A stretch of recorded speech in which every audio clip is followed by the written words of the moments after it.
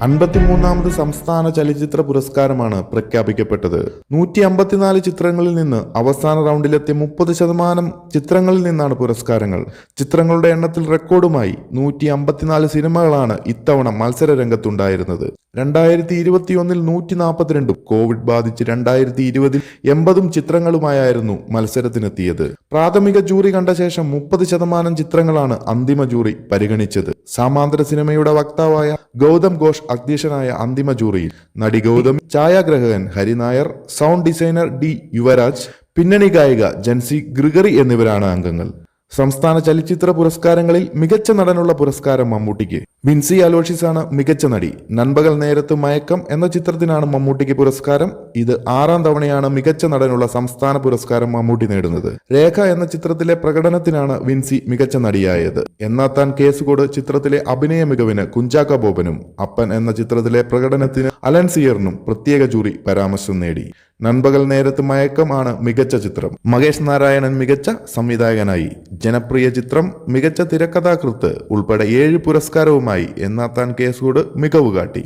കൂടുതൽ പുരസ്കാരങ്ങളുടെ വിശദാംശങ്ങളിലേക്ക് കടക്കാം. മികച്ച ചിത്രം നൻപകൽ നേരത്ത് മയക്കം. മികച്ച നടൻ മമ്മൂട്ടി. മികച്ച നടി വിൻസി അലോഷ്യസ്. മികച്ച സ്വഭാവ നടൻ പി കുഞ്ഞികൃഷ്ണൻ. മികച്ച സ്വഭാവ നടി ദേവി വർമ്മ. മികച്ച സംവിധായകൻ മഹേഷ് നാരായണൻ. മികച്ച രണ്ടാമത്തെ ചിത്രം അടിത്തട്ട്. ചിത്ര സംയോജകൻ നിഷാദ് യൂസഫ്. മികച്ച കഥാകൃത്ത് കമൽ KM. മികച്ച തിരക്കഥാകൃത്ത് രതീഷ് ബാലകൃഷ്ണ പൊതുവാൾ. മികച്ച അവലംബിത തിരക്കഥ രാജേഷ് കുമാർ. മികച്ച സംഗീത സംവിധാനം M ജയചന്ദ്രൻ. മികച്ച സംഗീത സംവിധായകൻ പശ്ചാത്തല സംഗീതത്തിന് ഡോൺ വിൻസെന്റ്. മികച്ച ഗാനരചയിതാവ് റഫീഖ് അഹമ്മദ്. മികച്ച ഗായിക മൃദുല വാര്യർ. മികച്ച ഗായകൻ കപിലൻ. മികച്ച കലാസംവിധായകൻ ജ്യോതിഷ് ശങ്കർ. മികച്ച ഛായാഗ്രഹകൻ മനേഷ് മാധവൻ, ചന്ദ്രു സെൽവരാജ്. മികച്ച ജനപ്രിയ ചിത്രം എന്നാ താൻ കേസുകോട്. മികച്ച നവാഗത സംവിധായകൻ ഷാഹി കബീർ. അതുപോലെ തന്നെ മറ്റുള്ള പുരസ്കാരങ്ങളിലേക്ക് കൂടി ഒന്നെത്തി നോക്കാം.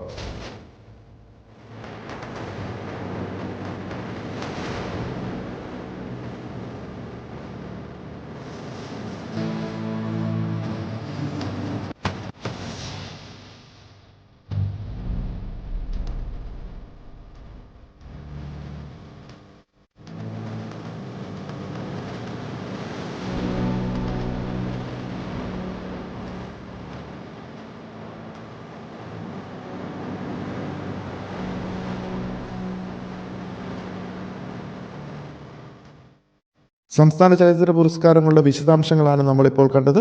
കൂടുതൽ അപ്ഡേറ്റുകൾക്കായി ചാനൽ ഒന്നും മറക്കാതെ സബ്സ്ക്രൈബ് ചെയ്യുക.